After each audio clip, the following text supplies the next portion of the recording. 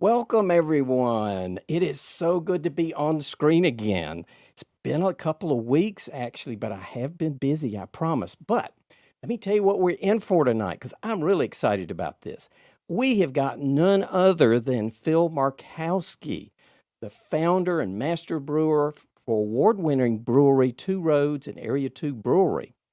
And we're going to be discussing redefining Saisons because you asked for more information on Saisons, and I'll have to blame Greg Alva over it from Untapped because he pointed out that Saisons are probably going to be the second most popular style coming up according to Untapped data. I'm Doug Piper, and I'm with the Gourmet Brewing Channel. I'm the founder and host, and I'm from Greenville, South Carolina. And I want to thank you so much for spending time with Phil and myself because we hope to make your day a little more delicious, one sip at a time. Now, if I'm successful here, I'm going to bring Phil on screen, and we will continue on. There we go. One more button. I get smoother as I go, I promise. So, Phil, please write in the chat there, everybody, how much you appreciate Phil volunteering his time because he's already been talking to me for about 30 minutes and put up with another call even before that. And we may go 2 hours tonight, or he may go a total of 2 hours because I'm betting there'll be lots of questions. So please put in the chat there how much you appreciate him volunteering this time to be with us today. Now, Phil and I have been talking for some weeks to make this happen for you. And it is just really a great event because I want to thank you for helping prioritize Saisons in the polls. Because the polls are how I figure out what speakers you really want to hear from and what topics you want to really hear from. And I also depend on my Patreon supporters to give me that direction. So please take a minute there in the polls and fill out so I kind of know what's of greatest interest going forward. Now, but let's talk about Phil. Phil, first of all, thank you so much for joining us. My pleasure, Doug. Thanks for the invite. And I'm delighted to hear that Saisons have polled well for you. This is really a pleasant surprise. As the second most popular beer style in the future, boy, I'd love to see that happen. So it's well, I didn't make this up. To hear that prediction, but I'd love it if it came true. Well, if you think about it, it's like a delicious seltzer, right? Perhaps. I mean, it's dry, it's refreshing. It meets that those 2 points that seltzers tend to, and that's why people have gravitated toward them in droves because they're lighter and they're refreshing and I hate to use an old cliche, but less filling. So I get it. And Saisons exhibit a lot of the same characteristics. Just call it the champagne of seltzers.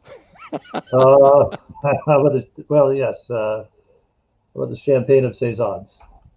That's Well, Phil, let me tell everybody a little bit because you and I know each other a bit, but not everybody. Well, I imagine most everybody does, but they may not know everything about you. And first of all, you're an engineer. You've been craft beer brewing since the 80s, started out home brewing. You have dozens of medals from GABF and the World Beer Cup. And you're the author of the Brewers Association Farmhouse Ales, which I think was kind of a definitive publication, wasn't it? At the time, yes. And I'll be the first to say it's sorely in need of a revision, but I simply don't have the time at the moment. I always think about it periodically, about how much fun that would be and how overwhelming it would be because so much has changed. I researched the book in 2003, was released at the end of 2004, early 05. And, there's a lot that has changed, particularly here in the States, in regard to the farmhouse styles, particularly Saison. Well, and you're also, in your spare time, the brewmaster at Two Roads and Area 2 Brewing, correct? That is correct, and that keeps me busy. I also have three teenage boys, which is another story. So yeah, not a lot of spare time to work on revisions, but in my mind, I'm working on it all the time. So there. Well, this will be real time, so we'll have a great time kind of going through that today. Now, Phil, I'm going to minimize your camera for just a moment and kind of catch up. There's always new people in the event, and so I'll get right back to you in just a minute. All right, no worries. So, for those of you that are first time viewers, you have joined these monthly free events with subject matter experts. This is actually the 65th free major event, and it's thanks to supporters like Luke Pernotto, who helps me with the copywriting. Whit Lanning helps me with glassware because I don't always have enough for the various styles. And most importantly, I'm so appreciative for the crowd support that I get from Patreon. And I always like to just mention one of the great Patreon supporters that I've got, Omer Bashai. He has been with me since the very beginning. He's the highest ranking BJCP judge in Europe. He was one of the original supporters and encouraged me to go down this path. And because he's in Israel, he rarely gets to watch live. So Omer and so many others that are making tonight possible, thank you so much. And so for those of you that would love to encourage and keep these funded, it's all crowdfunded. So just click on the link there at the bottom of the screen. It'll take you where you can explore more information. I would love for you to be part of the team and support these events by clicking on the bottom center link. Now, back to our program. In the upper right-hand corner, there is probably a follow button for you. If you have not clicked that, click it. And we have interesting events that are just pop-ups. They're unpublicized events. We talked to Steve Hamburg on cask ales, and that was a pop-up event. Now, you can always catch the replay, but this way you're notified and you can jump in and ask questions. Refreshing your browser solves most technical issues. You can reduce resolution by clicking on the gear that's in the right-hand corner, a little gear symbol. Please share in the chat where you're from. In a minute, I'll pop in my LinkedIn, but I want everybody to connect, and LinkedIn seems to be one of the easiest ways to do that. Submit your questions in the Ask a Question field. Looks like somebody, let's see who that is first. Dan Martish has already got a question in there. So the cool thing about asking those questions is the most popular questions will be answered first. Everybody that submits a question will get a unique email that shows right where your question is answered in the program. And it's just it's a great way to get your questions answered by the Saison experts. And for those of you that are registering, please choose auto registration. That really helps the program. It's one of the options when you sign up. It's the second one to check off when you're registering. So always choose that. I'll get a good crowd that does, and I appreciate that. And also, don't hesitate to contact me if you're looking for a virtual speaker or, literal opportunities. I do speak at programs. I also do virtual events and virtual tastings. So if your company would love to do something like this, just let me know. So we've had a couple of events. We talked to Scott Janish, and this is a pre-event. We're going to be talking about yeast and biotransformation. That event is coming up next Thursday, June 2nd.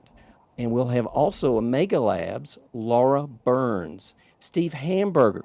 We're going to be talking about for real cask condition ales coming up. We hadn't settled on a date for that, but that's coming soon.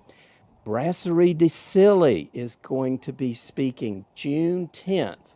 We've got the head, Lionel, from that brewery, and he's going to be speaking. And this fall, the end cap on the Saisons is going to be Olivier Duclerc from Brasserie DuPont. So Saison DuPont for a lot of us. So, and for those of you that are going to be judging at GABF, let me know, because I'm going to be at GABF and CBC or Craft Beer Conference later in the fall. So, Phil, I'm tired of talking about all this other stuff. I want to talk to you. And I want to drink some beer with you. So, Phil, I have a first question, if you don't mind, because it's one that I hear a lot. Um, when people judge saisons, and I've judged saisons in plenty of events, it's kind of a challenging style to judge. But you've managed to win quite a few awards with your saisons. Now, when you think about a saison, not from a judge's point of view, but you just, you want to win this competition. How do you prioritize the profile? Could you talk about that a little bit?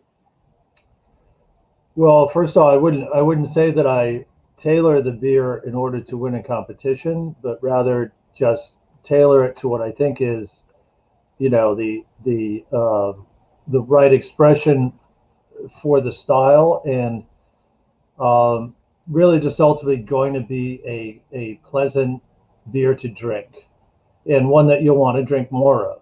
There's certain beers where you take one sip and maybe two, and then that's it. You know, uh, these huge pastry stouts. I think generally the type of beer I'm talking about. Extreme examples of such. But for me, a saison should be something that's really drinkable, and stays true the tradition of being lower in alcohol generally, um, very dry, highly attenuated, fruity, um, and refreshing. And it just, it's something, again, you take one sip and then you're starting to think about the next sip. To me, that's a well-crafted beer in general. Um, and Saison fits that definition quite well. Now, the thing about it is it's, Belgian in origin, or largely thought of as Belgian in origin. There's not a whole lot written about it, but, the modern interpretations that, most of us old time American brewers first discovered were Belgian, and the Belgians in general are really adverse to this whole idea of defining styles into neat little categories. In fact, they push back against it and kind of go in the opposite direction. So that makes it more difficult to fit saison into a very neat definition that we tend to like to do in the American, German, British type tradition that has really influenced our craft and our industry over the years. But the Belgians are quite a bit different. They like to produce a beer that's unique to them, to the brewery, to their town, to their region, what have you. So it's to pigeonhole things is very difficult when talking about this style of beer. As much as we like that, we're all conditioned to again think of styles as having a narrow definition, and certain things are allowable and certain things are not. Just it sounds confusing, but the Belgians really um, are the opposite of that. They I did just not simply know like that. to. And so is it Yeah, sort of like with wines or coffee, and we're talking about terroir? that's part of it, and it's maybe a regional sensibility. Um, but their motive is to make something that's unlike any other beer. Typically, that's Okay. how the Belgians like to approach it.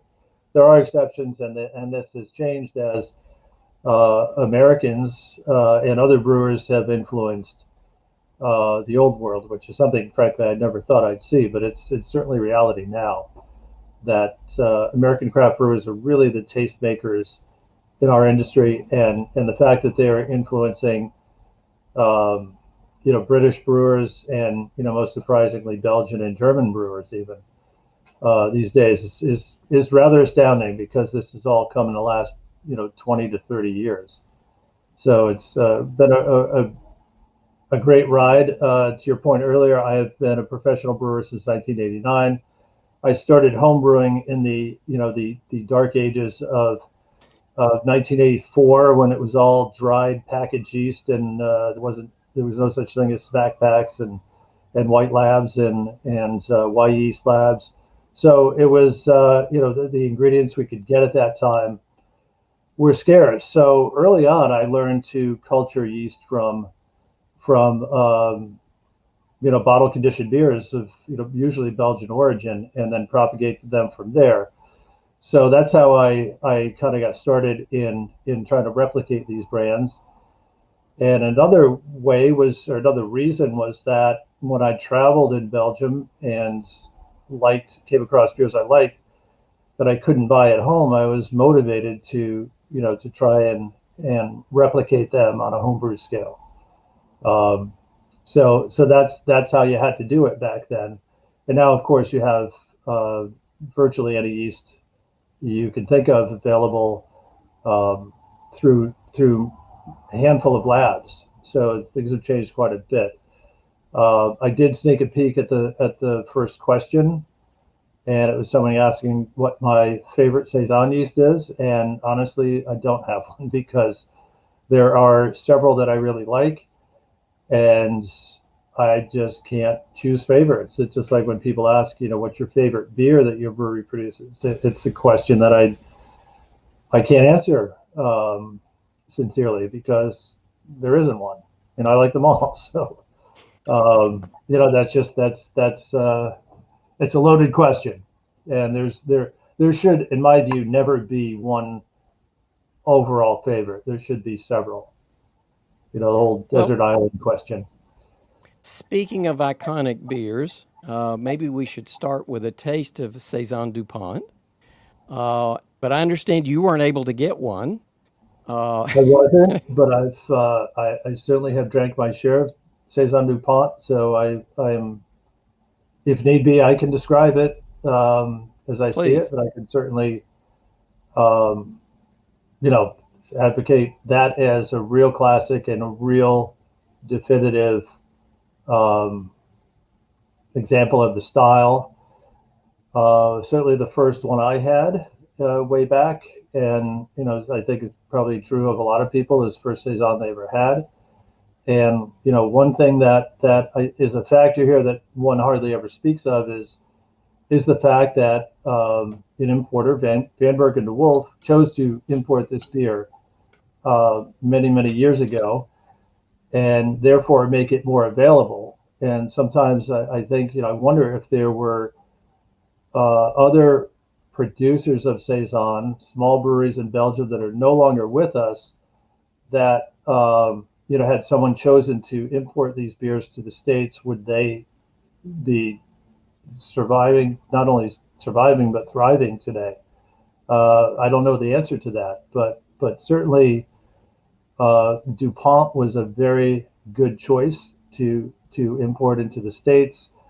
And then it did not hurt that Michael Jackson, the beer writer, the late beer writer, wrote about DuPont and others, and really in his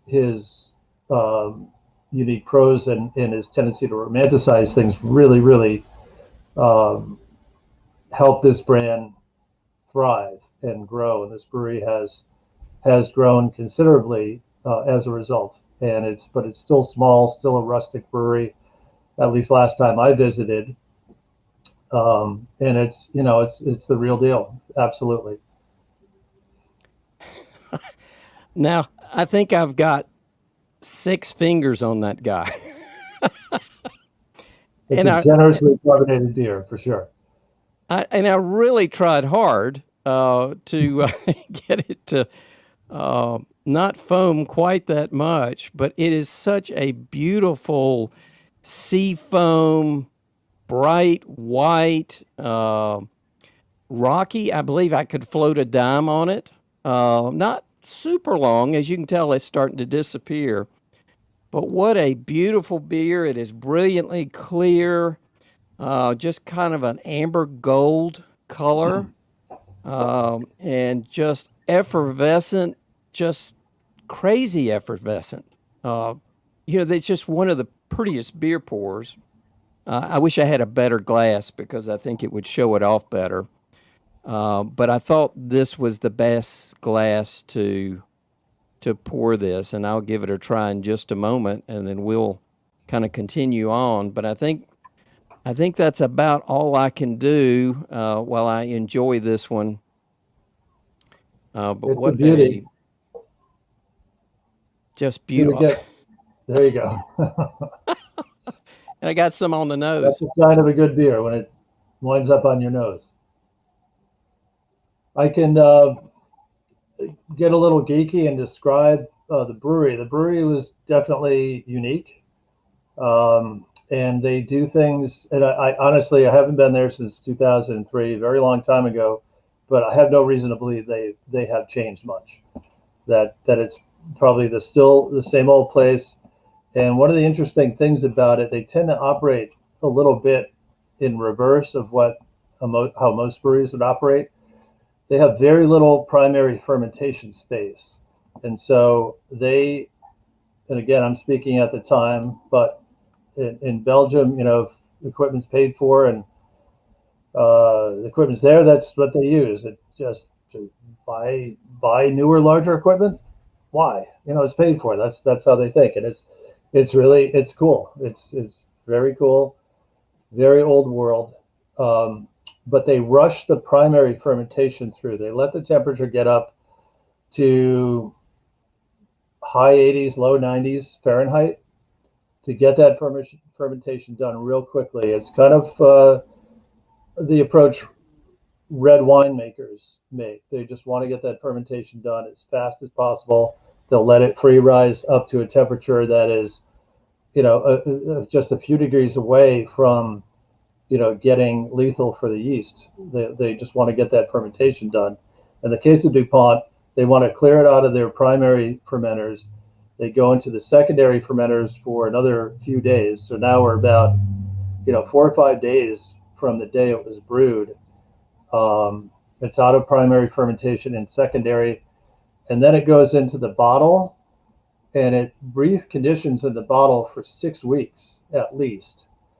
And so they're doing things, again, like I said, a little bit backwards from the way most brewers do it. They have very little primary fermentation capacity.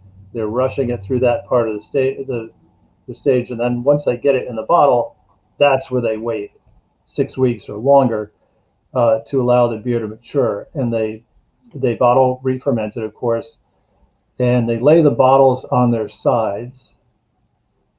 They are not labeled at this point. They're laying the bottles on their sides so that we have the yeast settles in a stripe along the side inside of the bottle, and that's to presumably give larger surface area contact with the yeast and the beer for flavor development and maturation. So it's an interesting approach. After 6 weeks or so, they bring the bottles out, label them, and then off they go to market. So really an interesting approach. Rushed high temperature fermentation into secondary, into the bottle in about 10 days.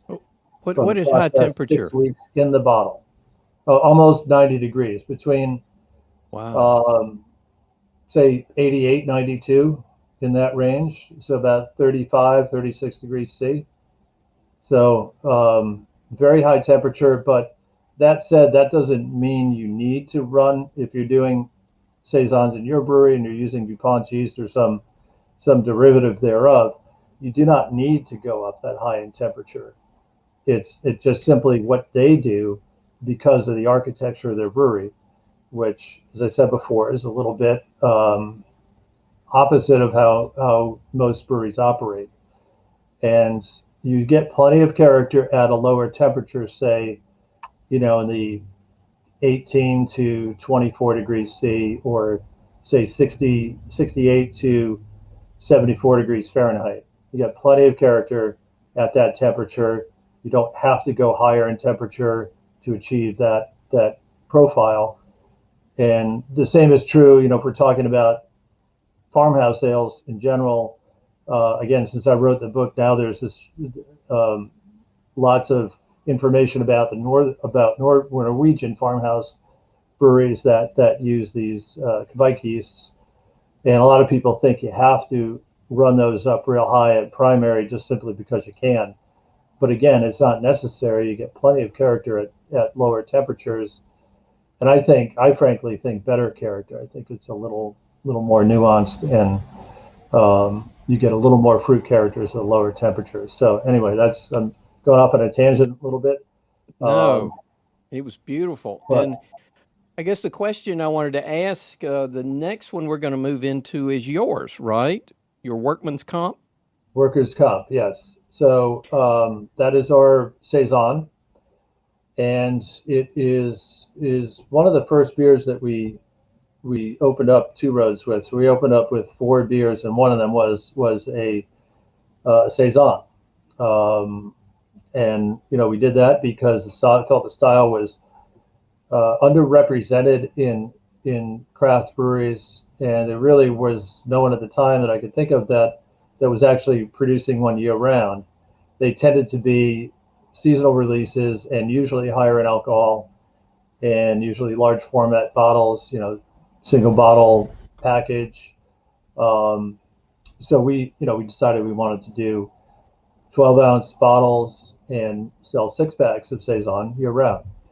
The name derives from the legend or the fact, depending on the source, that back in the day in these small self-sufficient farms, there were migrant workers that come in for planting and for harvest, the usual functions for migrant workers.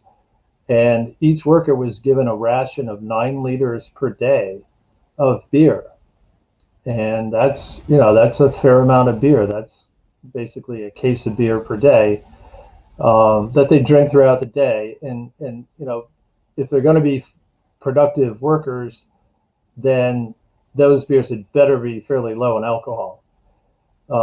And people drank beer. People of all ages drank beer all day long because they couldn't trust the sources of water around them necessarily. Streams, lakes, ponds. The water, people would tend to get sick or could get sick, and they knew that. They knew beer was safe. They probably didn't understand exactly why, but people drank beer all day long, and that was true in colonial U.S. It was true all over this where grain was grown, and more so than grapes. So the so-called beer belt. So, Phil, Um, I'm going to pour this one, and do you mind kind of just sharing maybe contrasting it against Saison Dupont? Will that work? Sure. Yeah. So an approach we took with workers' comp was to use an array of different grains because you have to imagine back in the day, again, a self-sufficient farm. They were making beer for their own use and maybe for use in bartering with someone in their little town. They might trade beer to the blacksmith for shoeing their horses, things like that. So chances are, they weren't fixated like we are now about producing, a recipe the same way faithfully every time, looking for a consistent product. Chances are they brewed with what they had on hand. And again, it stands to reason, or, we, assume that they were they were planting different grains, rotating crops, so to speak. So they probably use a bunch of different cereal grains. So we kind of celebrate that, what I think is tradition. And we use, besides malted barley, we use malted and raw wheat, malted and raw oats. We use spelt, we use rye, and we use, I think I mentioned wheat. So we use pretty much the gamut of grains that are used in producing beer. That adds a subtle complexity, but it's not the main driver. I mean, the main character driver in workers' comp and really in any Saison inspired beer is the yeast. And we use a yeast from a small farmhouse brewery, and it's not maybe not the brewery you think it's from in our case, but it gives a lot of tropical fruit character, some spice, some specifically black pepper or white pepper rather, and even some bubblegum type notes.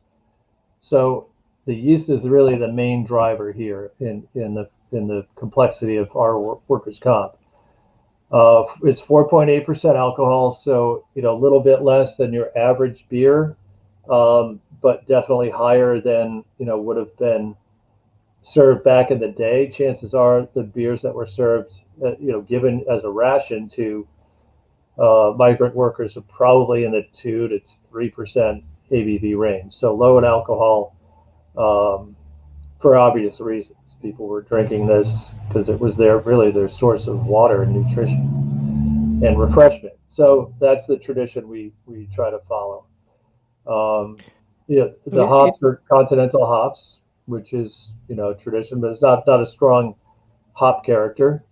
We use Ken Golding's and Hallertau hops in workers' comp, but it's really the main character is about the yeast is from the yeast. But it really favors a Saison DuPont. The main difference I pick up is a little more maltiness.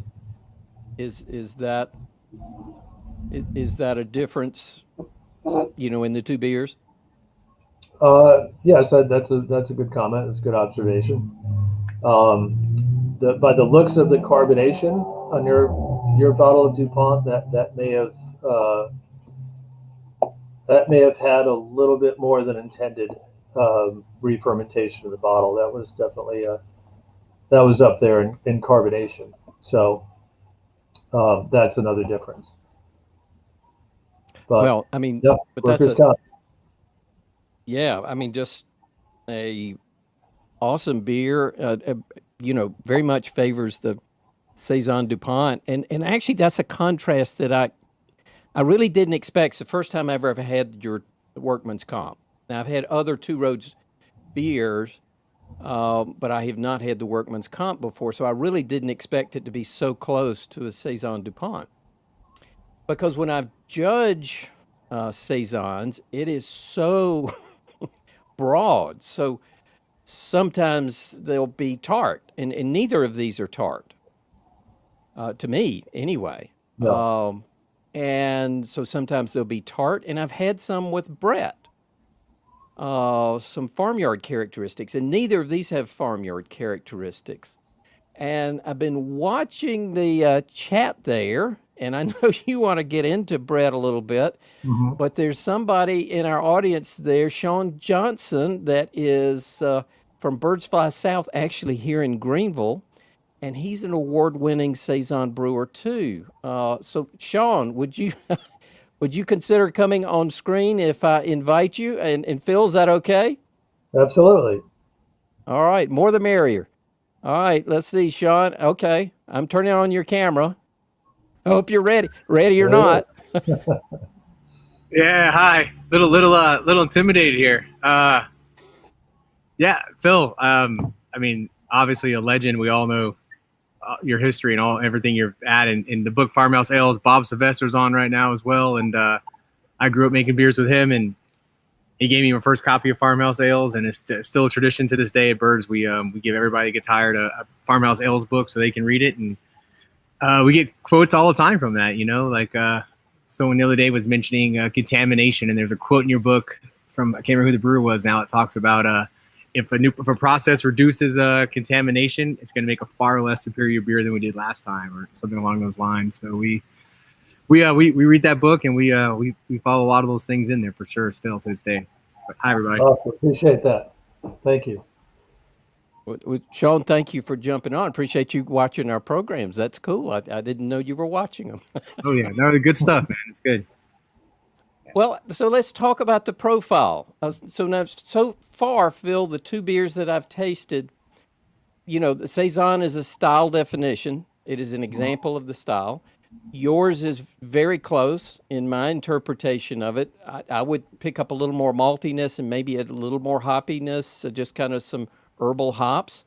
But again, I would think it's almost, if I can say, a Saison DuPont clone. I hope that's a positive attribute. It's flattering. But thank you. But I do get, again, you can slice hairs if you're looking at beers of split hairs. When you look at beers of the same, quote unquote style, and I think ours has a more spiciness, more phenol than DuPont does. DuPont's a little softer. It is a bit drier, and it's higher gravity. so the alcohol's higher. So to me, there's a pretty good amount of space between the two of them. But there should be, because what we want are different interpretations, and Saison is a difficult style to define, and therefore difficult to interpret. But if you want to, take the mantle from the old world, the Belgian style, the Belgian approach is to purposely make their beers different from the next brewers. That's how they roll, and that's I think how any brewer should see their version, whether it's a classic style or a kind of gray style like Saison. It's there's nothing black and white about it. It's supposed to be that way, and that's what makes it sometimes difficult and even frustrating to talk about. But I think that's what makes them fun. Is that they are just sort of this nebulous style that can be constantly redefined and expanded. So as much as I might be flattered by your comment that it's a clone, I personally, as a brewer, would like the differences called out. I like the differences to be noted, and more maltiness is in fact is a very good comment, Doug. So that's spot on. So I was sent this by Stephen Powell's, and we're going to taste this, or I'm going to taste this at the very end. So it has Brett. So, and Sean, I have had some of your Saisons, and as I recall, they had a little farmyard characteristic too, fruitiness. Oh, yes. So, but you said, Phil, in your book, you really never touched on Brett in 2003. Well, again, when I was researching the book, and I at the time focused on Belgian producers who, many of which had stood the test of time, and none of them were producing a Saison that had Brett character. So it was all, single strain yeast, as far as I know. And brewers were talkative and generally forthright, but they always have secrets. And so there was no evidence of Brett at the time. And you look at Brett. Once upon a time, I'm sure that it was present in all sorts of beers, all sorts of styles, anywhere in the world, because it tends to get in breweries and it tends to be very difficult to control once it's there. In the name, a lot of people don't. They know Brett is short for Brettanomyces, but maybe a lot of people don't know that it's Latin for British yeast. So once upon a time, it appeared in certain British ales, which were probably among the most exported beers in that day. So it was unique to those beers, and it tends to take months to pop up. If it's in pitching yeast, it takes months and months to pop up. I toured a British brewery, which shall remain nameless, but it's also in itself a classic brewery, and they have not replaced their yeast since 1955.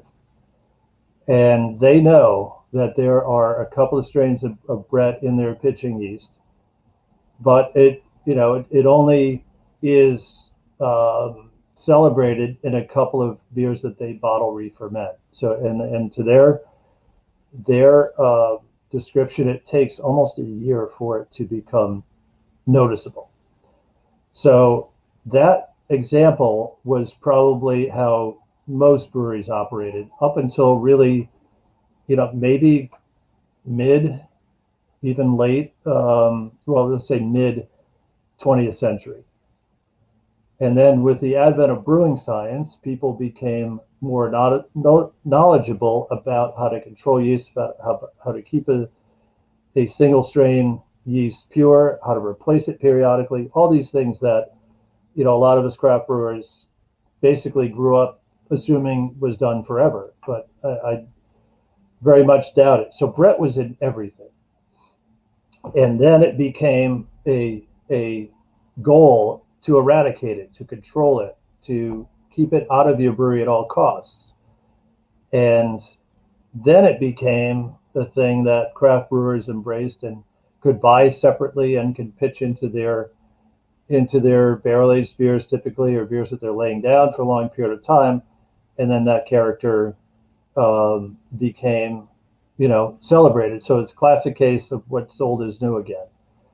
And so Brett is now become kind of a very common ingredient, and it's fair to call it ingredient, in Saison production. Whereas that was not the case in, less than 20 years ago when I was researching the book. Yeah, I think like from our standpoint too, when we first started, we made Saisons, and I always said the same thing, that like, well, the Saisons that we enjoy drinking, DuPont, etc., you don't taste bread. It's a flavorful beer in its own way. It's like a standalone beer product without the funky farmhouse stuff. And I always wonder where that actually came from. It became synonymous as like a Saison has to have Brettanomyces. So we started playing with the concept of like using Saison to describe kind of that pure culture type of beverage, and then farmhouse kind of trying to drive more of that type of flavor profile in our products as well. Trying to delineate between the two a little bit, which isn't even true to that statement either, but trying to separate them in some way in our brewery. Yeah, you're right. I think these days it's become synonymous with Saison, like it's almost a requirement. But again, DuPont's an example of a beer that's made with a apparently single strain yeast that's really expressive and really interesting. Probably a diastatica strain because it is highly attenuative. And then, that's where Brett comes in, because it fits so neatly into the Saison fold, because it further attenuates any beer. It's hyper attenuative, and you get, apparent attenuations in, the range of 95 to 100%. So gives you a super dry beer, which is a classic Saison attribute, and then it really accentuates the fruitiness, the earthiness that is also synonymous with Saison. So it really is. It's kind of almost, it's not a great analogy, but it's almost like a boosting the hyperdrive, shifting the hyperdrive from standard Saison production. It dries it out even more and accentuates the fruity, earthy components that I think are, fair to say, a common trait in Saisons. Yeah, no, I'd have to agree. I mean, we throw it in everything. We're not afraid of it at all in our brewery. We love the way it complements all kinds of things. Back to what you're talking before with British breweries and Clausenii being actually British strain and British fungus and everything with the term Brett. Or Brettanomyces. I mean, we try to empower it to be alive in a lot of our different products that we can. Kind of embraced it. We trust in it. We love what it can do for all styles of beer. Plus, also when you go into conditioning, bottle conditioning, can conditioning, cage conditioning, it's nice to have a beer that wants to finish at like a half Plato or zero when you go into package, and know that you're probably going to re-ferment at a safe level. So it adds a little security as well if you know how to use it. Right, there's nothing left to chew on once, but by the time it gets in the bottle, and that's something that a lot of brewers may have learned that lesson the hard way. That when you re-ferment beer, or you put a Brett beer in a package, you'd better make sure that it has already attenuated, because otherwise you're gonna you could have exploding bottles, which is not a good thing, nor exploding cans or cans that rupture. They're not as dangerous as exploding bottles, but they're still messy. So I think a lot of brewers have learned that lesson over time. If you're going to intentionally put bread in something, you got to give it time to complete the fermentation. It'll be bone dry at the end. Well, how different, and I have not tried my Goose Island Sophie. So are any characteristics different in the Sophie Saison or Goose Island Saison? Let's find out, because I haven't had this one in forever. All right. And I think we chose it because of its relative availability, so that people who are tuned in here, apparently from all over the world, um, might be able to find this one. So what I get is a very clear beer, very similar in color to at least our workers' comp.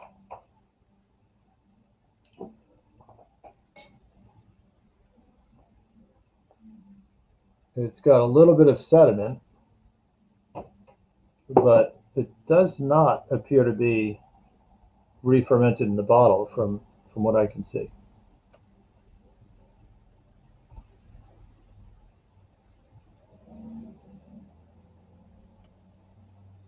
Again, very fruity, very dry, almost getting a slight cola note, as in Coca-Cola.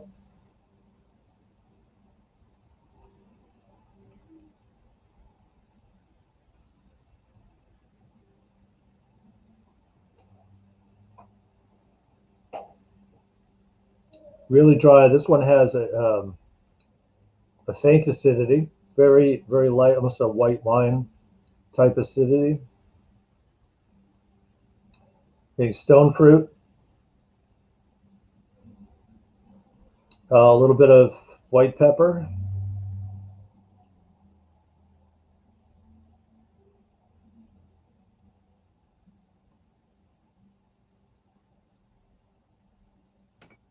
Yeah, this is one, Sean, I think that's down in the sub 1 Plato apparent final gravity. It's definitely dry. I haven't tasted it yet, but it's got to have a little sourness because I get a little There's a little bit of a tartness in there. little lactic aroma. Is that their barrel aged? Is that No, referred? this is just straight up. I don't remember Sophie. I know Matilda. Is like their Orval connection. Wasn't sure if Sophie was barreled. It does say, I hadn't noticed this before, and I don't remember seeing this in the past, but there's an image of an orange on the label, and it says Belgian style Saison with orange peel. So I think, Doug, that's where that citrus note may be coming from.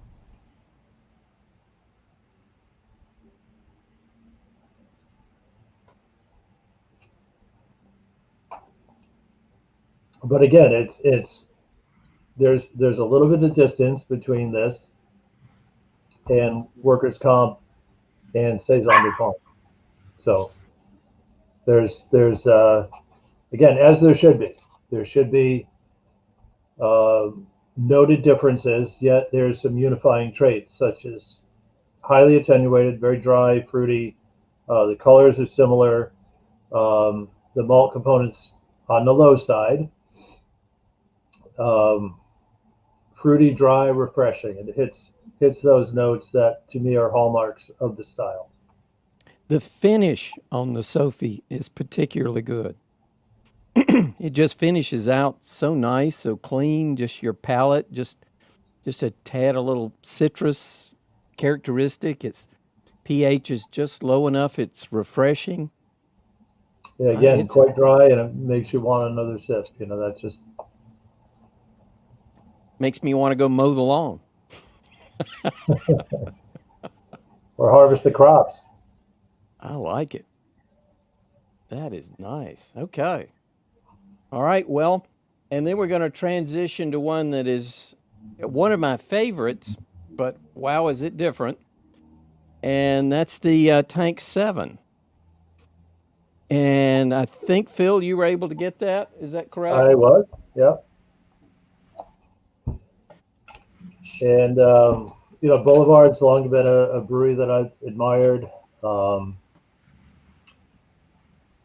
John McDonald, the founder. I met him at Siebel Brewing School. For the 2 weeks of formal brewing education that I have. So John and I became friends, and Stephen Powell's have always, again, I've long admired his work. Been with the brewery a long time now, over 20 years.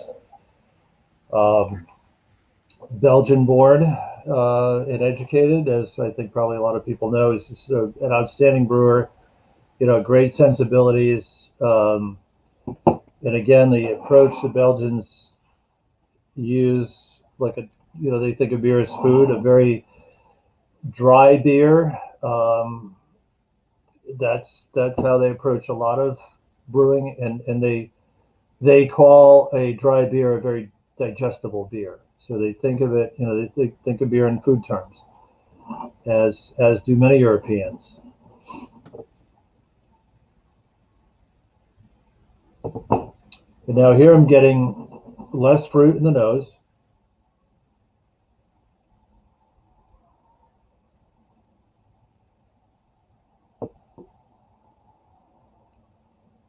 And little higher alcohol.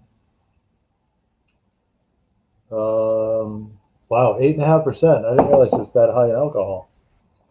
So that's a different differentiating trait from what we've had thus far.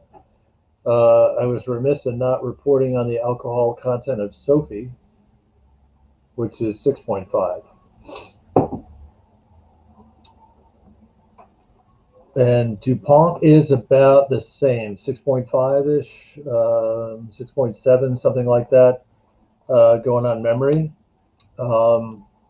So, this is also hits the right buttons, for the style, highly attenuated, therefore dry, fruity, fruit forward, low malt character, and lots of yeast-driven complexity, getting more phenols, spice, and definitely the alcohol is coming out. Yeah, I remember that one being quite hoppy too when I was first having it. I love that beer. Definitely drove part of the way we make our Saisons and farmhouse beers as well, driving that hop character kind of forward into our beers as well. Remember that being tons of citrusy, hoppy character, a little more bitter too. It's a great beer. Yep, there's all of that here. It's definitely a classic as well. It's more of a modern classic, and an example where, again, for referencing Farmhouse Ales, a lot of the changes that have occurred very much in the States. There are a couple of newer Belgian breweries. One that I think does a real good Saison is Den Glazen Toren. They are large format bottles. You can find them, at least last time I looked, I could find them. And they tend to stand out. They're the paper wrapped labels, the paper wrapped bottles. They do a really good job. That's when I do the revision, that's one place I'm definitely going to seek out over there. And but most of the action is here in the States. People like Lost Abbey, Hill Farmstead, and so many others that have kind of taken these styles and redefined them.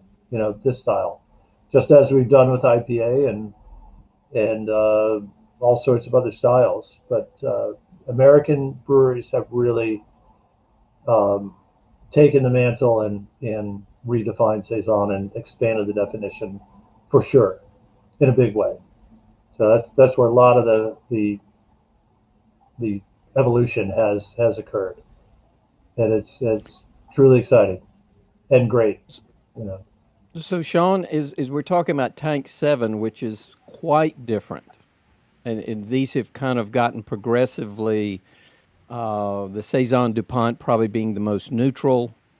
The Two Roads adding some malty characteristics to it, a little more alcohol. The Sophie bringing in some citrus qualities.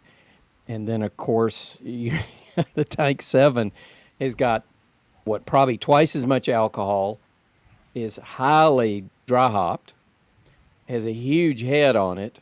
I mean, it's so we've gone from kind of one extreme to another, but these are all Saisons. Is that what we're saying? I think in spirit, yeah. I think just like our saisons are different than the next saison down the road from us, or in another location or state or anything. I think it goes back to kind of what we were saying earlier. Is saison was very regional, very unique, very specific to a brewer, an identity. Whether that was the farmland, the location, the area you were brewing in, the creative direction that the individual wanted to go creating the beer.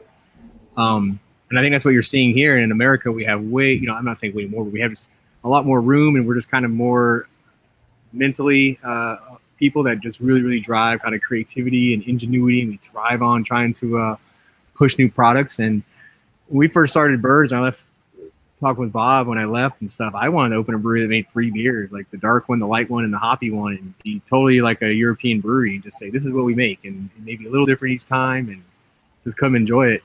Quickly realized that's not ever going to work in America right now. I don't know, trends are changing. Maybe it can happen again. But, and what? Oh. You disappeared there for a moment. Oh, I did? Okay. Yeah, but you're back. All right. Yeah, I was just saying that I first thought about the concept of just making like 3 beers, like a dark one, a light one, and a hoppy one, let's call it. And those would be like our 3 beers we would offer, kind of like a European mindset. Like, this is our beer, this is our product, this is what we make. But being an American in the brewing industry, and kind of where we go, we kind of drive creativity and ingenuity and push boundaries. And I mean, we're hopping some of our Farmhouse Saison beers similar to New England style products now. Tons of wood character now, purposely bacteria to create tartness in some things, as before it would just happen by chance, and kind of enjoying kind of that, if it happens, it happens kind of thing, and enjoy the product that we're making type of model. But I think going back to your point on the different beers and how each one is kind of different, it's one of the reasons why it's hard for Saison to kind of be fit into a category, unless we really dive in and break down every form, like we're talking about jazz and the many different levels of jazz now. I'm getting old. Like, all the people that work for me are so young, and I didn't realize how many categories there were to metal music nowadays. But it seems like everything is more and more categorized as we keep going on. It's one of the beautiful things about being a Saison-focused kind of brewery too, is that it's still able to be your identity and what you want to kind of create and put out there. And that's a really fun, romantic kind of way of still brewing a beer, I think.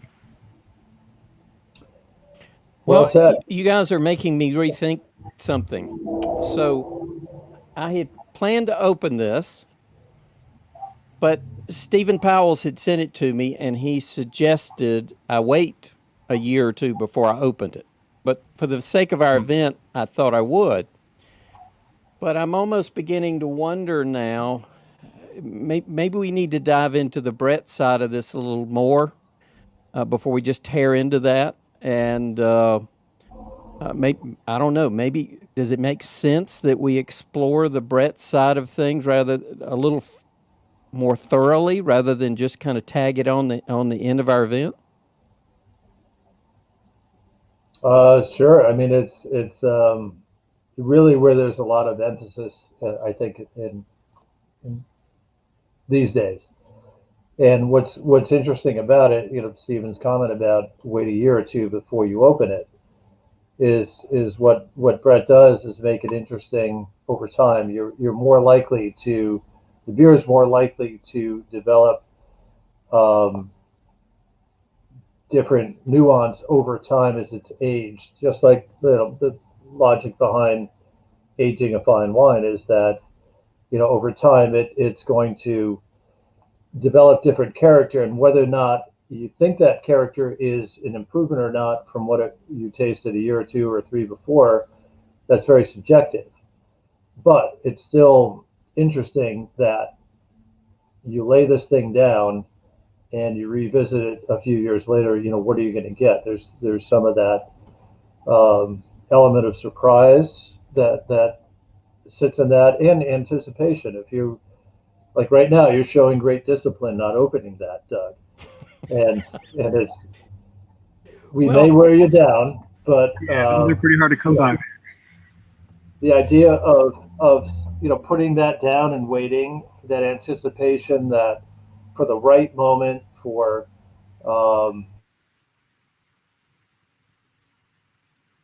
that makes you very that beer Phil, you're breaking up a and little bit. even more special. But it's likely that it will actually have real changes in it over time, due to the fact that there's viable living yeast in there.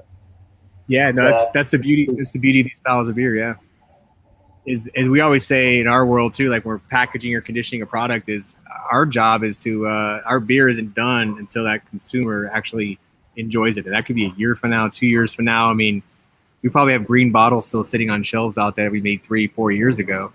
And so we really got to be cognizant of the entire time what we're putting into that bottle so that it can grow and age and mature and change and do everything it's going to do and still be an enjoyable or experiential type of happening for that individual whenever they finally pop that bottle.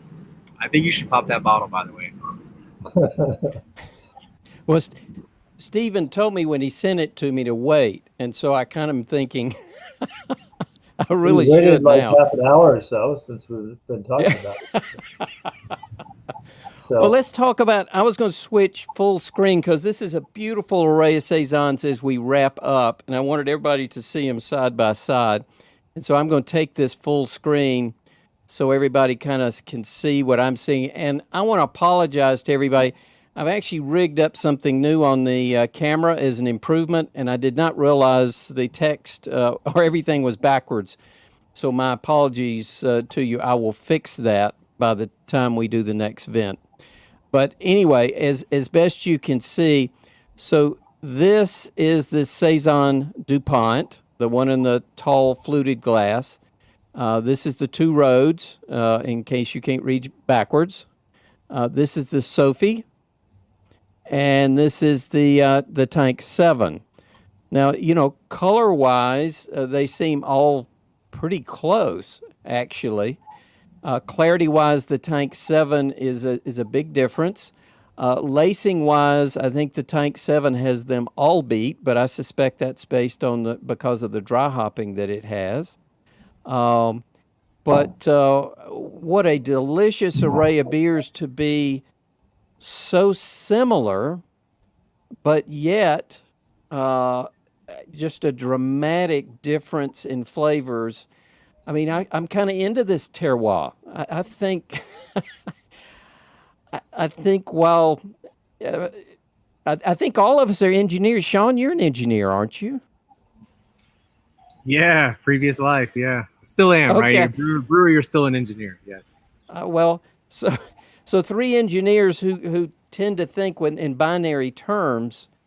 I just love the differences, but the similarities are still all there because they're very refreshing. The dryness is there, the effervescence is there, even though they vary some. Just what a fun category that this is. Now, we're at the top of the hour. We have 16 questions so far. Sean, I know your schedule could make you leave, so you feel free to leave at any time. For those of you in the audience, everybody gets one vote to vote up an answer. So we will take the questions in the order of how you voted them up. So, and Ron, I'm glad to hear it's not backwards for you. I've got to work on that, though. I'm afraid it's backwards for some folks. Anyway, new technology. I've invested in some new gear, so I'll always have some surprises.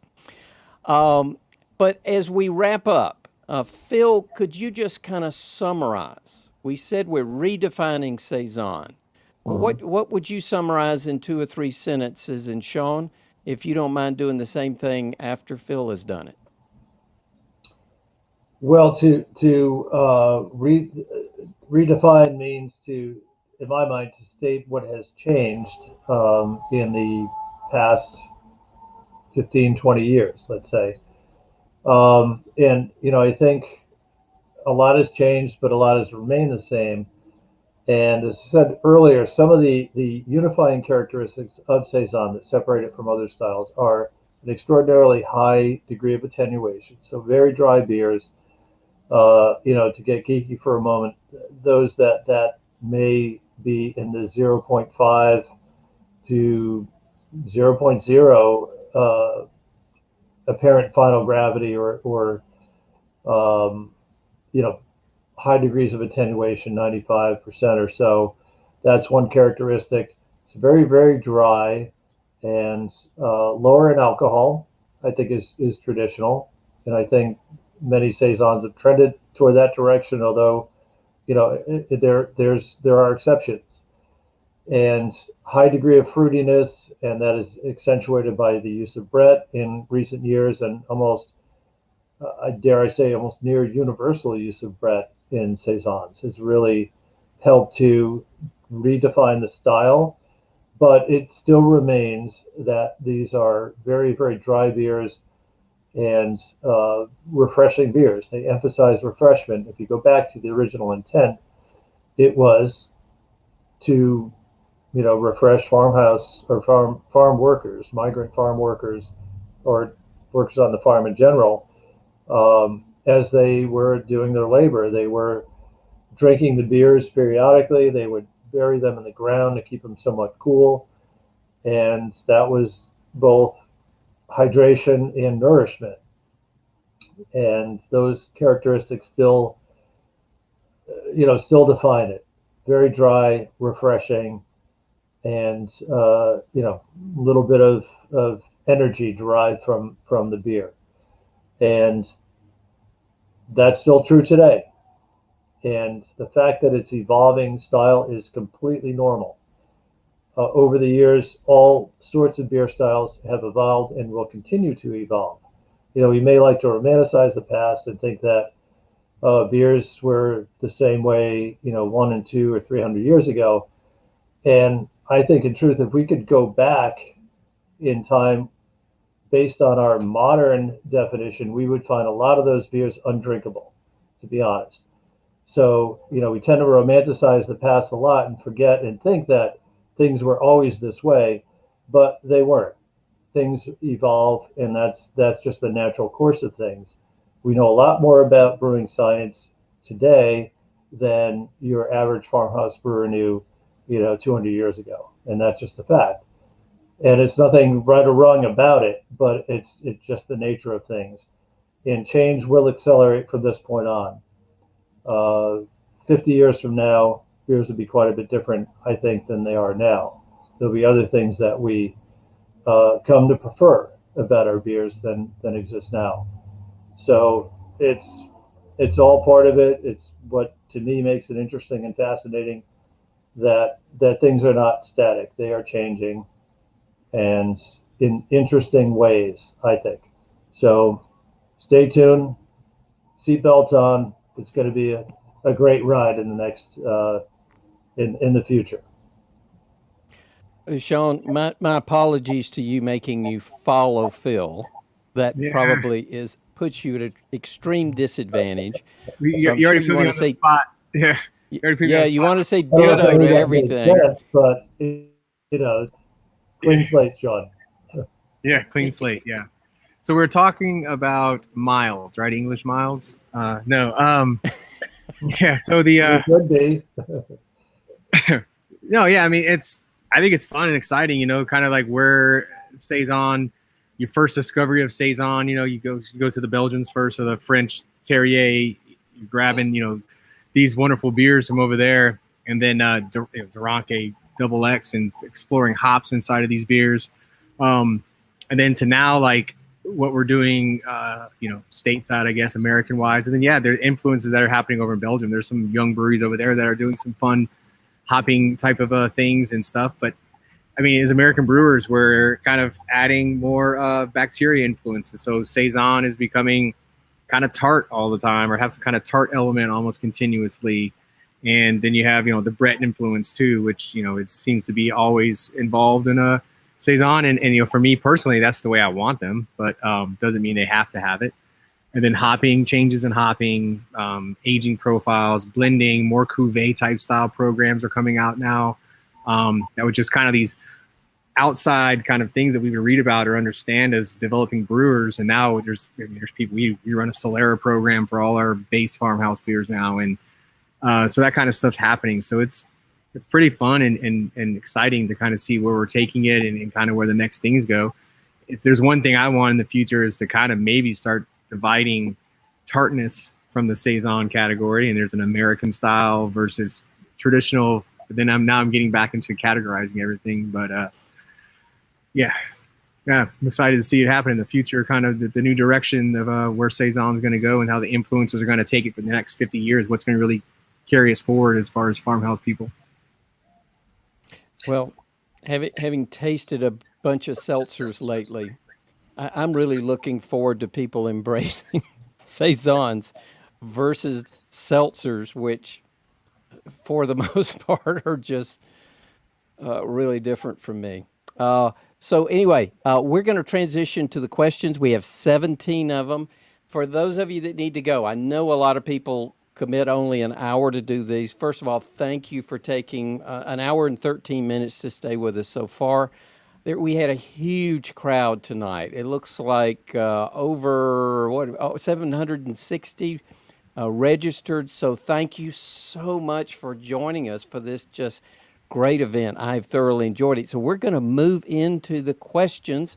Again, everybody can vote one up. And if you've asked a question, just know that you'll get a unique link in your email so that it comes there and you won't miss the answer even if you have to leave. And so say no to seltzers is what Ron says. And John says, thanks, guys. Manuel has got a cheers, cheers, cheers. And Dan says, thank you, guys. So let's move into the questions, and let's see who's got the most popular question. So it looks like Paul has the most popular question.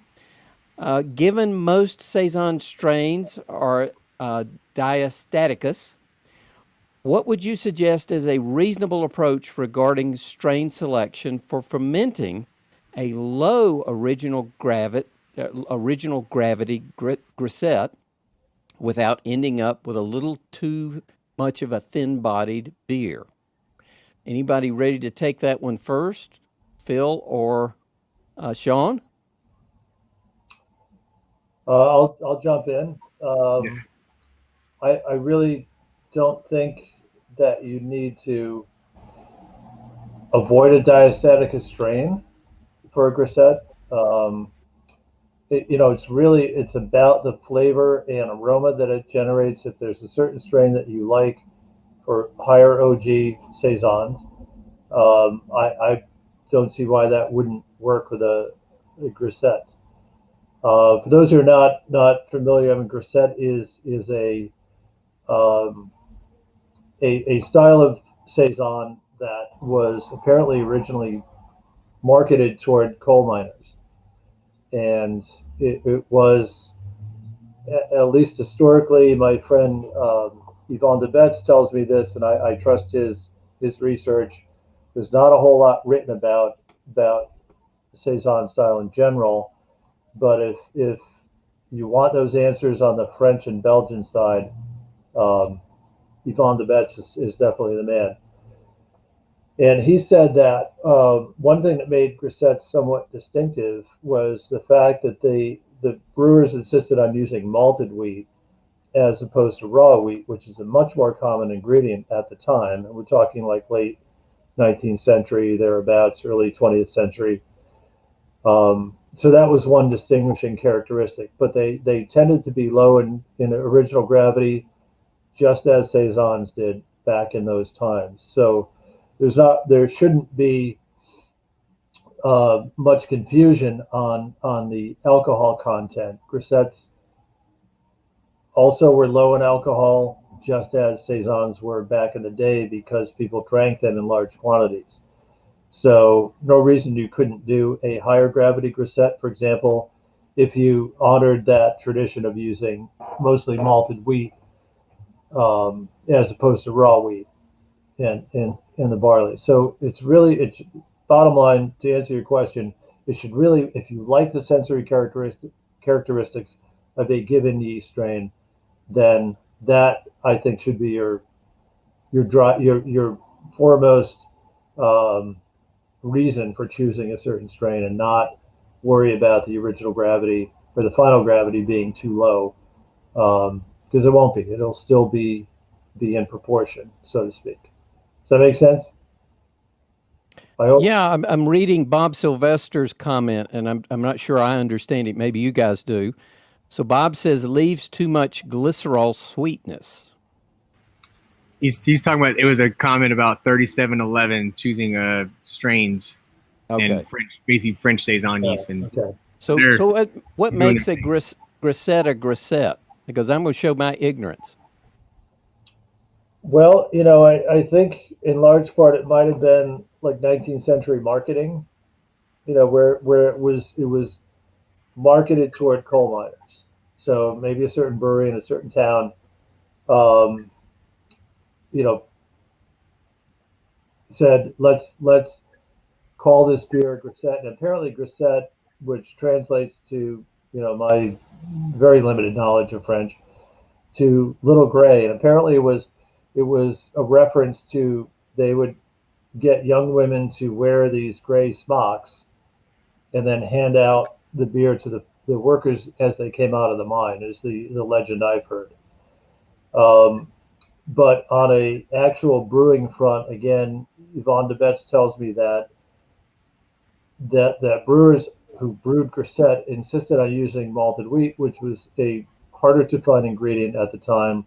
Raw wheat was more widely used. And it wasn't, like a Hefeweizen where you have the majority of the grains being wheat. It was maybe more in the 20 to 25% range, malted wheat, the balance being malted barley. And, that's kind of it. And, again, in this environment of beer judging and categories and style categories and BJCP that a lot of us have, cut our teeth on, we kind of get hungry for new styles, and grisette's maybe an example of that, where, we want to embrace this thing that's, we think is maybe more different than it was. But again, besides the marketing angle, apparently the difference of using malted wheat as opposed to raw wheat is a defining difference from a brewing perspective. And Kyle Summers says that Lallemand will be releasing a non-diastaticus Saison strain next month. Okay. That will be interesting. If you're concerned about too low a final gravity, maybe that's your yeast. Yeah, maybe that's the answer there. I put a question on there a while ago. Just, I always like this question because it's kind of like the chicken and the egg comment. But like, is Saison yeast what makes a Saison, or is it the rest of the principle on how it's processed, brewed, the spirit behind it? And I think grisette's kind of that example. Probably, if you actually went back in time, the wheat that was available at the time was probably the malted version. The yeast they used may not have been like a heavy diastaticus style yeast that we consider to be what you have to have a farmhouse beer. I mean, there's plenty of breweries out there, Shoe, for instance, and stuff that uses like the Ardennes yeast. It makes beautiful Saison type characteristics, and it's a non-diastaticus. I think Forbidden Fruit is actually from like somewhere that's done farmhouse beers as well. So I think, and that's one of the things, like, does it have to have Saison yeast to be a Saison? Is Saison more of a spirit and regionality type of model, and any yeast can do it as long as it reaches and achieves the dry effervescent, stylistic type of thing? I think grisette is kind of that example that you could probably do it with something a little differently too, as long as you're achieving close to the spirit. Great. We will move to the next question. Bob Sylvester asked this one. So what do you think about the evolution of American Saison, which is a very different animal from the Belgian Saison? I'll go, if you don't mind, Sean. I think it is what it is. as I said earlier, a lot of the change within the style, the general style of Saison, a lot of the evolution and the changes that have occurred in the past 20 years have been primarily done here in the States. And it, to me, is the natural course of things. I mean, we have the most vibrant craft brewing scene here in the States. We have a tendency to take things to the extreme. We have, we really don't have a strong brewing tradition that kind of ties us down, or that we feel, we have to uphold and honor.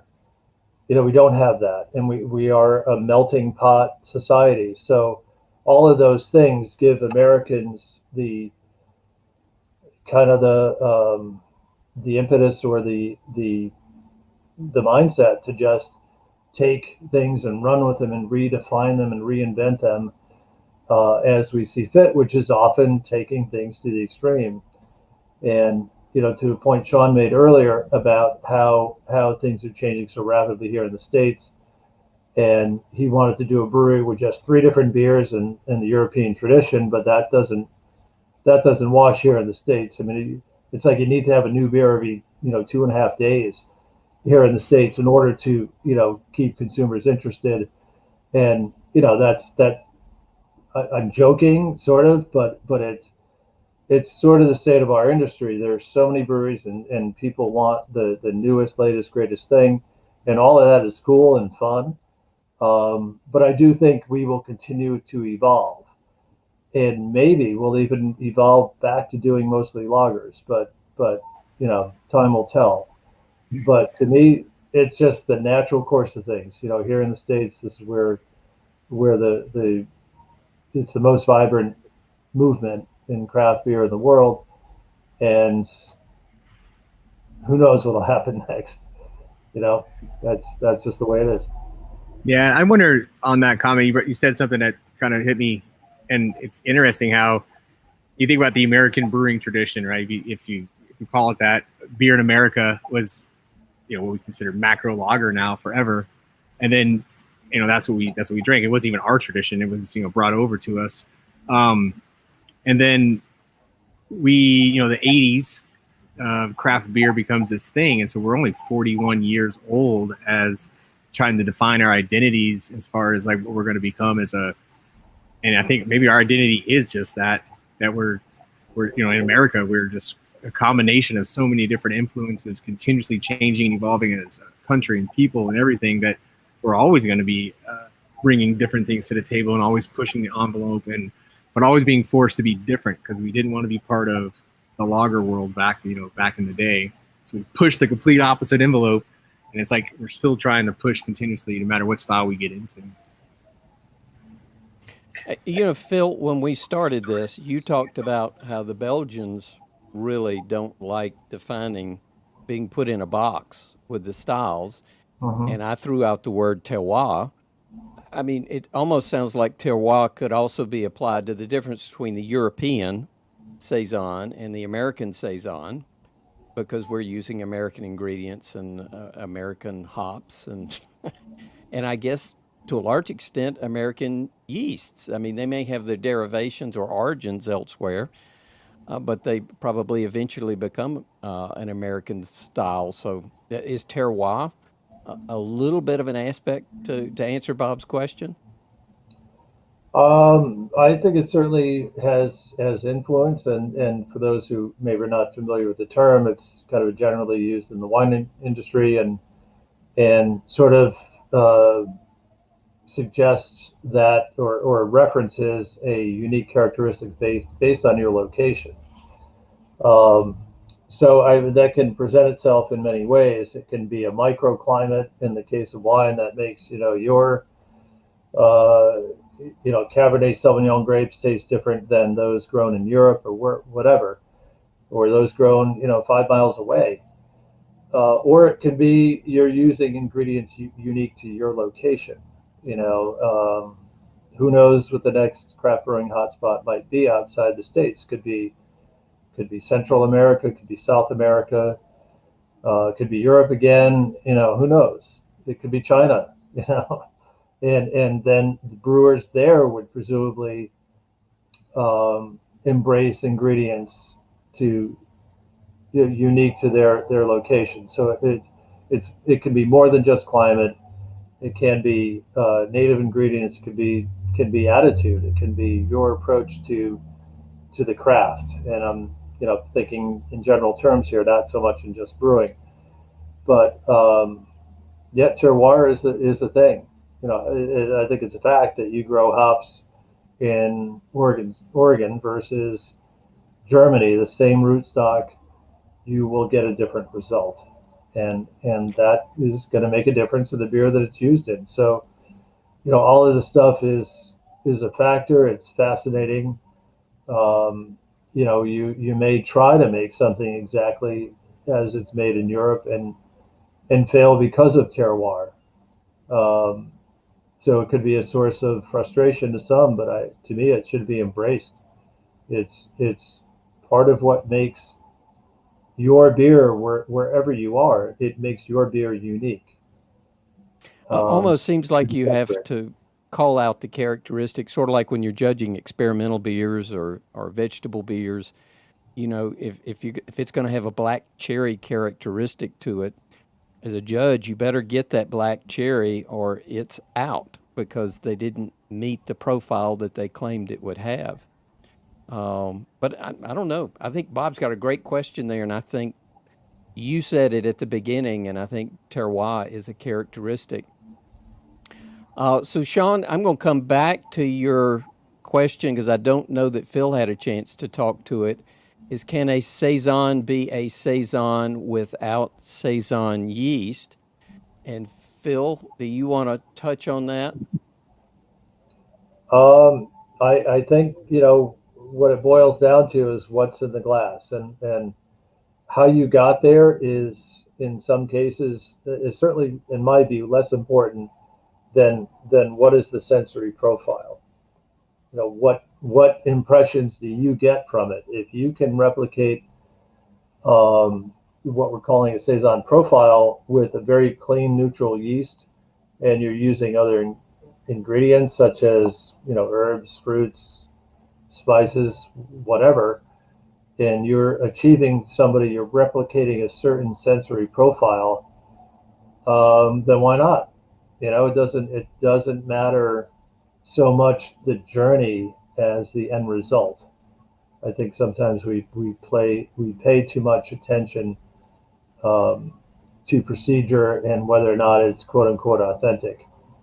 If it So delivers the on the short answer is the yeast doesn't matter if you can achieve the if you proper can profile. somehow fool a consumer or a seasoned beer judge, whomever, then hats off to you.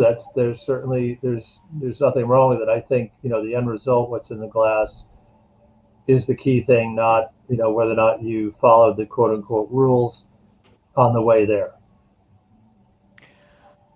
Before we move to the next question, Sean, I know you had thrown out 8:30 as being kind of a cutoff. Do you need to run? And if you Yeah, I do. do, is there a question you want to answer before you leave? Sure, you can throw one at me, and then I'll be taking off. Yeah.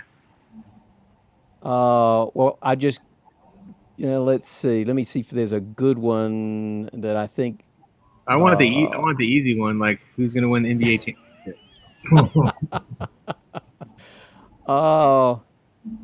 Let's see. Oh, okay. Let's do temperature. I think that would be a good one. This one comes from the Beer Whisperer. This might be a short answer for you, Sean. What is the ideal temperature for drinking a Saison? This DuPont tastes much better now that it's warmed up and has opened up since the show began. Yeah, I always like beers a little warmer. To be honest, I just feel like I'm able to explore a little more inside of what that is trying to present me, flavor wise, from whatever it is, esterly, hoppy, malt, whatever I'm trying to get out of it. I also feel like warmer beer sometimes effervescent. If you're trying to see how the bubbles are playing inside the palate as well, you get a little more of that when it's hotter and warmer. So Temperature wise, I wouldn't know what that is for me, but I do like my beers to warm up as well. Sean, thank you. I need to get down to the brewery sometime.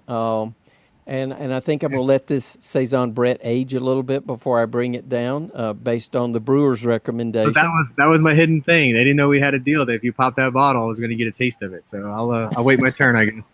Well, I promise you'll get your taste. Awesome. Well, everybody be good. I appreciate everybody. Thank you so much. It was an honor. Thanks, Thank you so much. Appreciate you signing in. Thank you.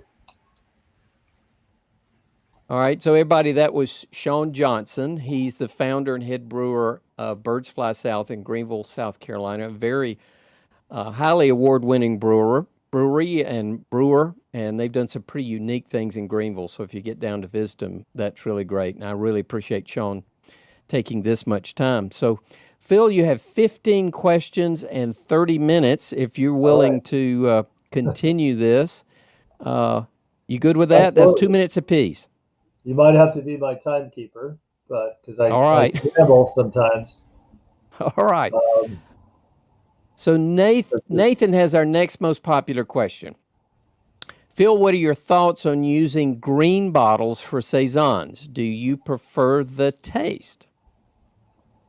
Well, the word skunky or light struck character is, has negative connotations, but some people actually like the character, and a beer like Saison DuPont, for example, they do alternate, it seems, between brown and green bottles.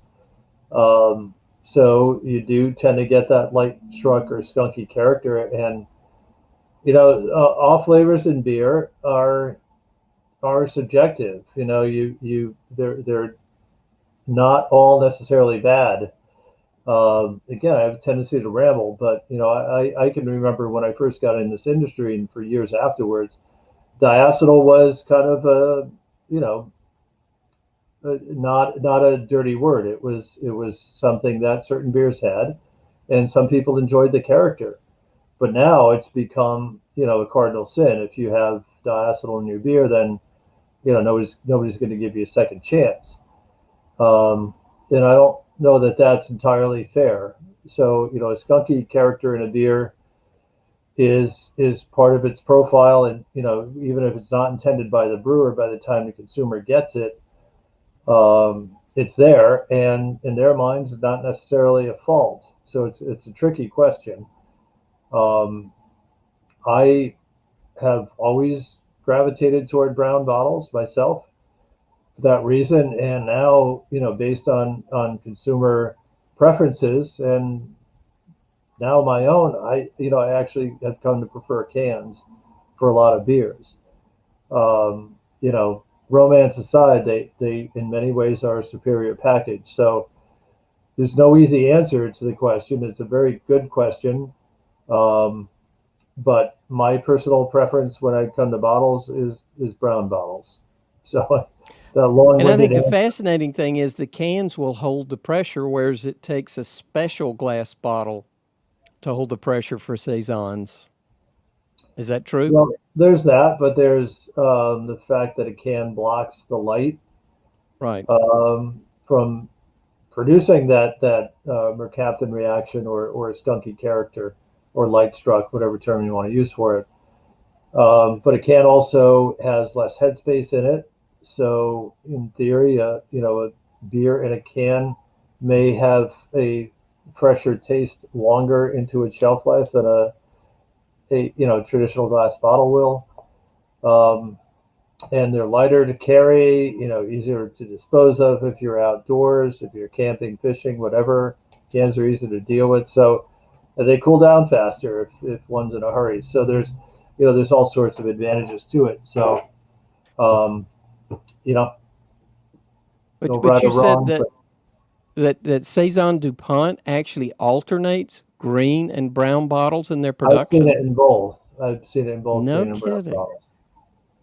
And I can't say if they made a conscious decision to. Well, what you did? Did you had it tonight? So was yours in a green bottle or a brown? It was a brown bottle. Okay. But I think I have one on the shelf that's green. I won't step away Yeah, to look, I've but definitely seen it in both. yeah, And so, that's that's but that's great. So Nathan, great question. Bob Sylvester says yes on that one. Kyle Summers asks, how much do you favor the water profile for saisons? also a good question. Again, to emphasize dryness and um, a refreshing character. A higher amount of sulfate may help, certainly help that area. And honestly, on almost the opposite side, a a above threshold level of chloride may also give more an impression of a fuller body to beers that are otherwise highly attenuated. Um, and in that region of the world, the water tends to have a high temporary hardness.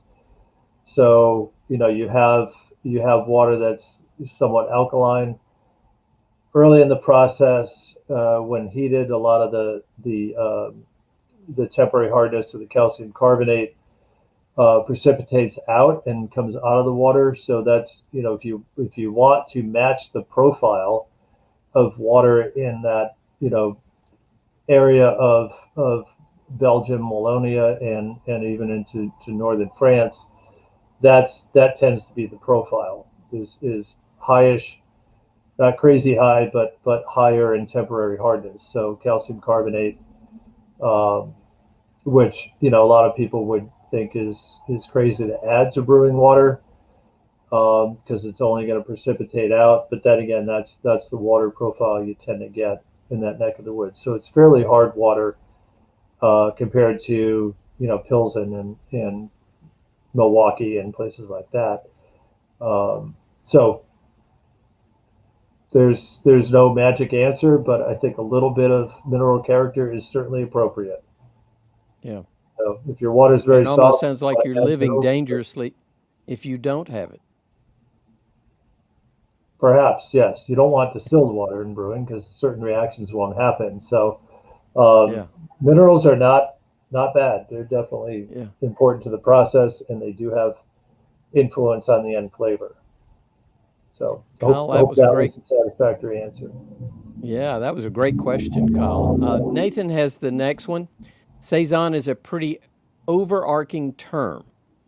Are there actually subcategories you'd organize them into?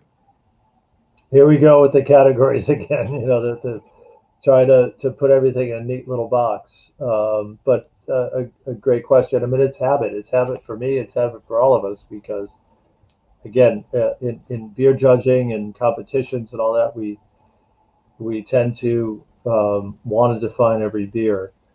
Um, but as we spoke earlier, Grisette is a subset of Saisoners, so it seems. And again, from a formulation or brewing perspective, it would seem, based on very limited historical information that's around, that the use of malted wheat was kind of defining difference in Grisette versus Saisons at the time. But there's also a very wide range of flavors within the the claim or the style name of Saison. So there's no neat, tidy answer to that question, but it's a good one and thought provoking, and that's really what this style is all about. Is It's almost like a style where anything goes, or almost anything goes. As crazy as that sounds, it's really kind of a mindset, and there's unifying characteristics of very low gravity, of very high attenuation, and fruity character, and overall refreshing character. So I know hope the that didn't confuse you BJCP too much. is working on revising the style categories. It would be interesting to see where they're going there. I might have to probe into that. Nathan, good question. The Beer Yeah. Whisperer has the next one, Phil. Okay. Are the hops in DuPont just for bitterness, or is there some flavoring? Again, I I saw what I saw when I toured the brewery, almost 20 years ago, and it certainly comes through in the flavor itself. They do use a fair amount of hops, and they favor Kent Goldings and Styrian Goldings and a whole leaf form. And I was at the brewery; they were brewing a batch and knocking it out. And of course, this breaks all kinds of rules of what are considered, um, you know, sound brewing practice. Hot side aeration, for example. So they use their mash tun as a hop strainer. So they were coming out of their brew kettle by gravity with a long copper pipe, and they had hops, whole leaf hops, in their mash tun, and they're running the hot wort over those hops. So almost like an open air hop back. So traditionally British technique that they were using. British hops in Styrian Goldings, which are also quite popular in the UK, grown in Slovenia, but popular in the UK as well. Those are the two varieties they were using, and hot wort splashing into their mash tun against the rules of hot side aeration. But does the product suffer? I don't see it. So yeah, it's I would say for Belgian brewery they use an extraordinary amount of hops at the time.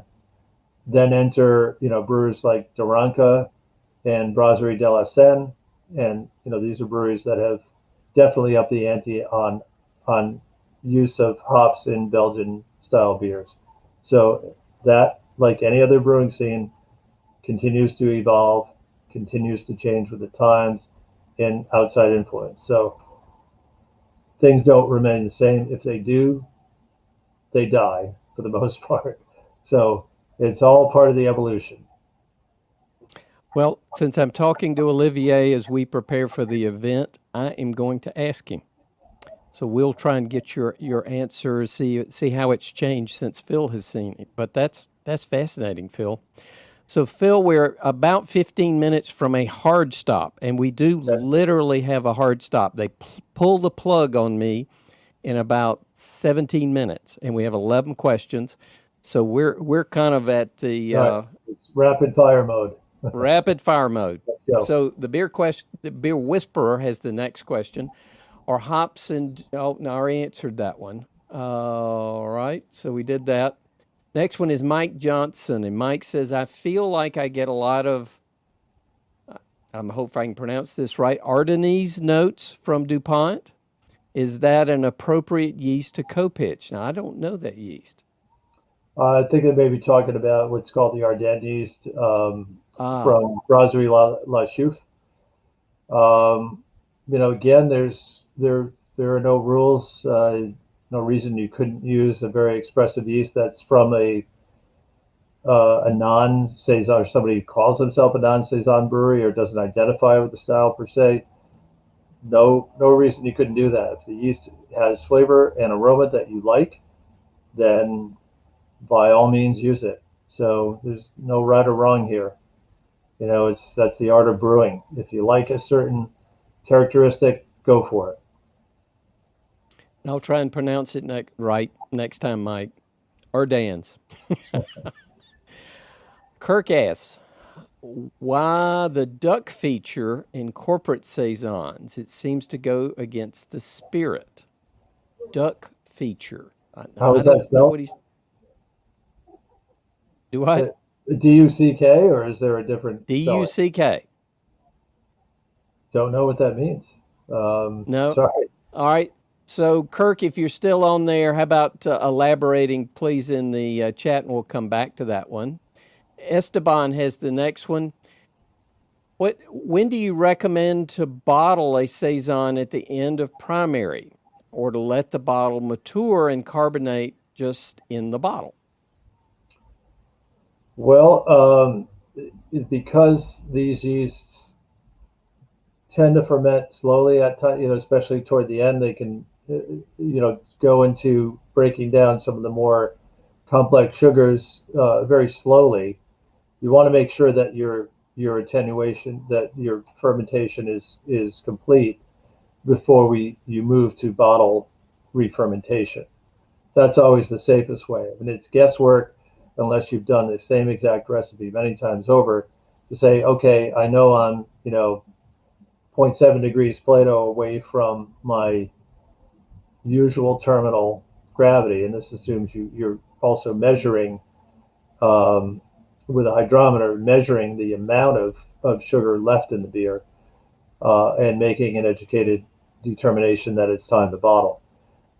It's guesswork to say, it's almost done fermenting, I'm going to put it in the bottle now and hope for the best. You could have an undercarbonated beer, you could have an overcarbonated beer that is too much for your bottles to handle, and that's obviously a very dangerous situation as well as a messy situation. So bottom line is just make sure your fermentation is complete. It may be several weeks as opposed to 1 week or 5 days. So be patient and make sure your primary fermentation is definitely complete. And if necessary, add more yeast for the re-fermentation of the bottle. And at that stage, it's perfectly fine to use a neutral yeast that may not contribute much flavor. You should have plenty of complexity by then if you've used a very expressive yeast. So I hope that answers your question. Yeah, and I think this is the question. In the chat, we think Kirk may have been referring to the goose. Oh, instead of a duck. Okay. Right. So thanks. Branding. That's branding. Thanks for clarifying that. All right, Beer Whisperer has the next question. Why do some Saisons taste? I didn't really finish. All right, so we're going to go to the next one. Joseph asks, does a higher alcohol Saison add a little more sweetness than the category requires, or I guess I would say another way, or allows? Well, again, let's not pigeonhole. Yes, it's true that higher alcohol beer in general, alcohol at a level, let's say, in excess of 6 or 7%, does tend to add a perception of sweetness to the beer. So that's normal. Again, a lot of the first Saisons I've tried, DuPont does Avec Le Bon Vot as like their holiday beer. I think that's up in the 8.5% range.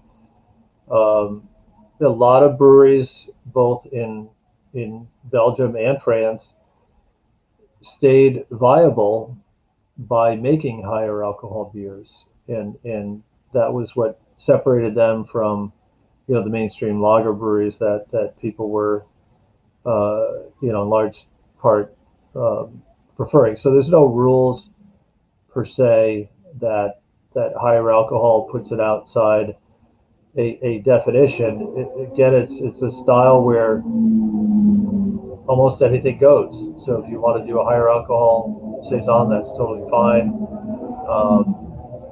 If you're in a judging situation, okay, that unless it's in a strong beer category, that may not fly. But if that's something that makes your beer stand out and something you're proud of, then by all means go for it, and don't worry about what a judge says or what a category description says in a competition. It should be an enjoyable beer, something you're proud of, and something that you feel is unique and uniquely your own. That's the main. And certainly Tank 7 has proven it can be quite commercially successful. Absolutely. The Beer Whisperer again. Why do some Saisons taste more like sours? I'm thinking of Tired Hands Saison. Again, this could be the use of Brett. This could be a mixed culture that brewer intended or didn't intend. So it's hard to say. Really the brewer presumably has the intention of creating an end flavor in their product and does whatever they feel necessary to achieve that flavor, whether it's through the use of acid that's added or acid that's produced by bacteria over a long period of time. Whatever the method, if that's what the brewer intended, again, there's no right or wrong. It's presumably something the brewer wanted in their product and took measures to ensure that it was there. So I always consider sour to be a fairly low pH versus tart being a higher, certainly not neutral, but just below neutral. What do you think sour is really allowed as a saison?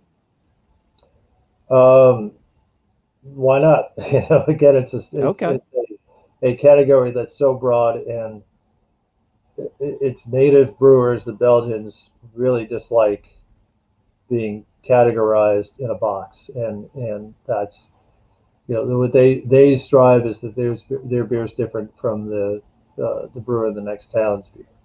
That's really their motive, and whatever way they achieve that is, again, there's no right or wrong. The term sour has just sort of become a broadly used term to describe beers with Brett, even, or lactic beers or kettle soured beers. There's just so many different ways to get a tart or sour flavor in your beer, and they're not for everyone. Not everyone likes them, but it all comes back to what does the brewer intend? What did the brewer intend their product to taste like? And there's no right or wrong other than that. If it tastes different than they intended, then they may not see that as right. Well, Brasserie de Silly is going to be our guest on June 10th. And as I understand it, their Saison I understood it to be tart. I hadn't had it yet, so I'll find out. So we'll explore that more deeply. But I think their recipe goes back to the 1850s, is what I hear. So that's further back than anything in the U.S., I suspect. Within that style range, yes. But I also wouldn't expect that they haven't made any changes to that recipe since 1850. So, that's also, again, it's a marketing thing. But beer styles, beer recipes evolve with the times. No two ways. Personally, I like tart versus sour in a saison, but that's personal preference. Ron Watts has the next question. Please discuss your favorite foods with saisons. Well, that also comes down to personal preference, but saisons being quite dry are good aperitifs in the beer world. If you're at a beer dinner, saison would be a good choice for either cocktail hour or first course. Work well with lighter dishes, salads, fish, white fish perhaps, but also stand up quite well to some, really assertive cheeses, wine washed or rind washed cheeses. DuPont makes one, is their own cheese, which is quite interesting and very assertive. So those are some suggestions, but again, it's a wide open thing. I mean, I think beer in general should be more relaxed than, say, wine. It should be relaxed. It's should be a fun beverage. It shouldn't have too many rules that make us uptight. It should be enjoyed. And really, you mentioned fish. I think it would go great with salads. Right. I mean, it's I think tremendously versatile. Bottom line, if you decide Saison goes well with chocolate cake and you like that, then do it. It's really highly subjective, but I just throw out a couple of guidelines that make sense to me or things that I've enjoyed. So hope that was helpful. A little more than 4 minutes left. Dan has the next question, and we have, including Dan's question, 2 more after this. Okay. What pH would you target the mash in brewing a Saison. Towards the lower end for dryness, 5.2 to 5.3. I wouldn't say that pH is super critical with Saison. Again, it comes back more toward the yeast. But a conventional, 5.2, 5.3, I think is good. It's good for conversion. It's good for, minimal extraction of phenols from the grains. So no special pH, in other words, for a Saison, in my opinion, just conventional. Good question, Dan. I'm going to ask a quick one, Phil, because I don't know it. Bob Sylvester says Phantom in somewhere in the context there. I don't know what that is. It's a beer. It's a brand. It's a brewery in Belgium that's known for Saisons.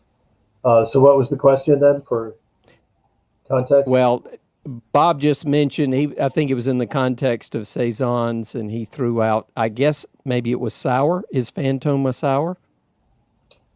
I have not had it in years, and I don't know if the beers have a strong sour profile, whether or not that's intended. I really don't know. I haven't had their beers in a decade or more. So Okay. Honestly, I'm sorry I can't answer that one. Did I pronounce it right? As far as I know, it's pronounced Phantom. So, yeah. If it can be pronounced wrong, I will do it. I'm right there with you. Bob says it was in regard to sour or not. Okay. Some are and some are not. And again, it may not be intentional. It might be accidental. Who knows? Well, that's fascinating. I mean, if Bob, please put in the chat, is he saying that Phantom actually may vary that much from sour or not? That would be interesting. And they're certainly not alone in that department. Lots of. Oh, really? Sure. If you get a unintended lactic infection in the beer, it can take many months to assert itself, and may or may not be intentional on the brewer's side. So only the brewer knows for sure what his intentions were. And they're not telling. All right. Probably not. So Dan has our last question. Okay. As professional brewers, do you think that you're in a position to educate your beer drinkers with what is acceptable or not in beer? And who dictates what's acceptable? Bob Sylvester says the customer ultimately decides. Brewers can only suggest. I agree with Bob. It's what the consumer wants, or consumer decides is right or wrong. It's not the duty of the brewer to try and dictate what's right or wrong. It's simply consumer decides, and generally consumers let us know as brewers that by what sells. That's simple. So we're in the business of making beer, not dictating preferences and what's right or wrong or acceptable. It's people like what they like, and they tell you with their purchases. So listen to your customers with their pocketbooks. Is the bottom line. Is pay attention to what your customers are preferring, and if they're not telling you vocally, you'll know based on which of your products sells. So Phil, we literally have seconds left. I was going to switch quickly just to what a beautiful array of beers. Thank you for suggesting them. As we wrap up, I just wanted to thank you. We've got about 15 seconds. Thank you so much. Thank you, audience. This was a ton of fun. I mean, we just had a great